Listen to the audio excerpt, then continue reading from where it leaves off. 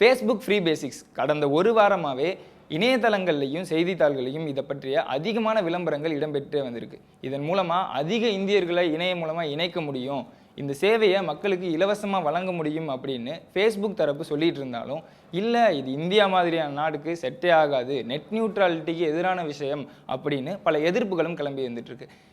உண்மையாலுமே இந்த ஃப்ரீ பேசிக்ஸ்னால் என்ன அப்படின்னு ஃபேஸ்புக் சொல்லியிருக்க விளக்கம் என்னென்னா, இந்தியர்களில் பாதி பேர் இணையம் மூலமாக இணைக்கப்படாமல் இருக்காங்க. ஒரு தகவல் இன்னும் முழுமையாக இணையம் வழியாக மக்களை சென்றடைய முடியல. அதனால இந்தியர்களுக்கு சில அடிப்படையான இணைய வசதிகளை அவங்களோட பயனுக்கு ஏற்ற மாதிரி இலவசமாக வழங்க முடியும் அப்படின்னு ஃபேஸ்புக் சொல்லியிருக்கு.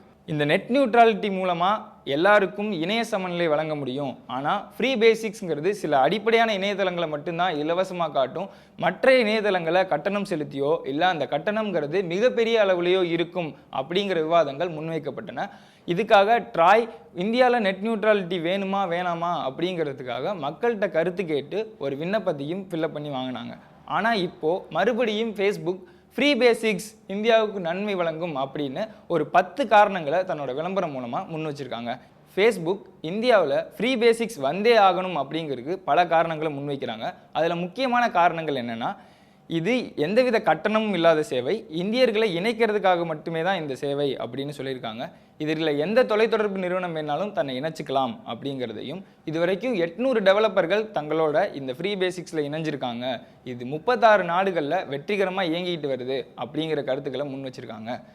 இதில் நம்மளோட சந்தேகம் என்னென்னா, இந்த 800 டெவலப்பர்கள்ங்கிறவங்க பெரிய நிறுவனங்களா, இல்லை எல்லா தொலைத்தொடர்பு நிறுவனங்களும் தன்னை இணைச்சிக்கலாம் அப்படிங்கிறப்ப இப்போ ரிலையன்ஸ் மட்டுமே இவங்களோட இணைஞ்சிருக்காங்க, அதை தாண்டி மற்ற நிறுவனங்களும் கட்டாயத்தின் பேரில் இவங்களோட இணைஞ்சா நம்மளால் சரியான இணைய சேவையை எல்லா ஊர்லேயும் பயன்படுத்த முடியுமா அப்படிங்கிற சந்தேகமும் இருக்குது. அதை தாண்டி 36 நாடுகளில் இது சக்ஸஸ்ஃபுல்லாக இடம்பெற்றிருக்கு அப்படின்னு சொல்லியிருக்காங்க. இந்த 36 நாடுகளும் இதோட ஆரம்ப காலத்தில் என்ன விதமான பிரச்சனைகளை சந்திச்சாங்க, அதுக்கு எந்த மாதிரியான தீர்வை கையாண்டிருக்காங்க, இல்லை அந்த நாடுகள் இந்தியா போன்ற மிகப்பெரிய ஜனநாயக நாடுகளா அப்படிங்கிற சந்தேகமும் நமக்குள்ளே எழுந்திருக்கு. இந்தியாவில் ஃப்ரீ பேசிக்ஸ் வரணும் அப்படிங்கிறதுக்காக ஃபேஸ்புக் முன்வைக்கிற புள்ளி விவரங்கள் மிகப்பெரியதாக இருக்குது. 86% இந்தியர்கள் ஃப்ரீ பேசிக்ஸுக்கு ஆதரவு தெரிவிக்கிறாங்க. 32 லட்சம் பேர் ட்ராய்க்கு இந்தியாவில் ஃப்ரீ பேசிக்ஸ் வரணும் அப்படிங்கிறதுக்கு அனுமதி வழங்கியிருக்காங்க, இமெயில் அனுப்பியிருக்காங்க அப்படின்னு சொல்கிற ஃபேஸ்புக்கோட புள்ளி விவரங்கள் பெரியதாக இருந்தாலும், இது எல்லாற்றையும் எப்படி வாங்கியிருக்காங்க அப்படிங்கிற ஒரு வழிமுறை இருக்குது. ஃபேஸ்புக்கில் நோட்டிஃபிகேஷன் மூலமாக நம்மளோட பெயர், நம்ம அனுப்ப வேண்டிய மெசேஜ், நம்ம அவங்களுக்கு என்ன சப்ஜெக்ட் லைன் வைக்கணும் அப்படிங்கிறது முதற்கொண்டு அவங்களே டைப் செஞ்சு ஜஸ்ட் சென்ட் மெயில் அப்படிங்கிற ஒரு பட்டனை கிளிக் பண்ணால் ட்ராய்க்கு மெயில் போகிற மாதிரியான விஷயத்தை வடிவமைச்சிருக்காங்க.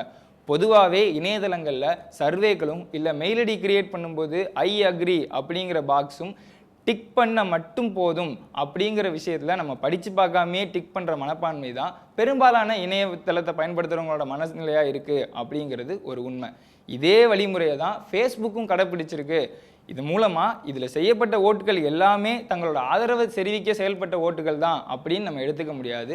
அதை தாண்டி இணையதளங்களில் வர்ற விளம்பரமும் இந்த நம்பருக்கு மிஸ்டு கால் கொடுங்க, உங்களுக்கு ஃப்ரீயாக ஃபேஸ்புக் கிடைக்கணுமா அப்படிங்கிற மாதிரியான விளம்பரங்களாக இருக்கே தவிர, இதோட உண்மையான நிலவரம் என்ன, இந்தியாவில் இது எப்படி சாத்தியமாகும் அப்படிங்கிற மாதிரியான எந்த விளக்கமும் இதில் இடம்பெறல.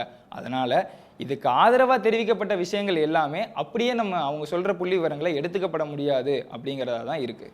ஃபேஸ்புக்கோட இந்த 10 விளக்கங்கள்லையும் நமக்கு இவ்வளோ சந்தேகங்கள் இருக்குது. இதை தாண்டி அவங்க சில உதாரணங்களையும் முன்வைக்கிறாங்க. இந்தியாவில் ஒரு விவசாயி இந்த ஃப்ரீ பேசிக்ஸை பயன்படுத்தி அதிக மகசூலை ஈட்டியிருக்காரு. இந்தியாவில் விவசாய குடும்பத்தில் பிறந்த ஒருத்தர் தன்னோட குழந்தைகளோட படிப்புக்கு ஆரோக்கியத்துக்கும் ஃப்ரீ பேசிக்ஸை பயன்படுத்தியிருக்காரு அப்படிங்கிற உதாரணங்களை முன்வைக்கிறாங்க. இந்தியா போன்ற 120 கோடி மக்கள் தொகை உள்ள நாட்டில் இந்த மாதிரியான தனிநபர் முன்னுதாரணங்கள் எப்படி சாத்தியமாகும் அப்படிங்கிறது தெரில.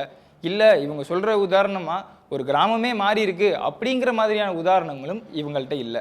எப்பொழுதுமே ஒரு நிறுவனம் ஒரு தயாரிப்பை தயாரிக்கும் போது மக்களுக்கு ஃப்ரீ சாம்பிளை கொடுத்து டெஸ்ட் பண்ணிட்டு பின்னர் அது சந்தைக்கு வரும்போது அது கட்டணம் அப்படிங்கிற மாதிரியான உத்தியை கையாளும். அதே மாதிரியான உத்தியை தான் இப்போ ஃபேஸ்புக்கும் கையாளுதா அப்படிங்கிற சந்தேகத்தையும் இது எழுப்புது. ஃபேஸ்புக் ஃப்ரீ பேசிக்ஸ் ஒரு பெரிய வியாபார உத்தி, இந்தியாவில் நெட் நியூட்ரலிட்டிக்கு இது எதிரான விஷயம் அப்படின்னு பல கருத்துக்கள் முன்வைக்கப்பட்டாலும், இந்தியாவோட பட்டி தொட்டி வரைக்கும் அடிப்படை இணைய வசதிகள் போய் சேரும் அப்படின்னு ஃபேஸ்புக் சொல்கிற வாக்குறுதி ஓரளவுக்கு நம்பத்தகுதியாக தான் இருக்குது.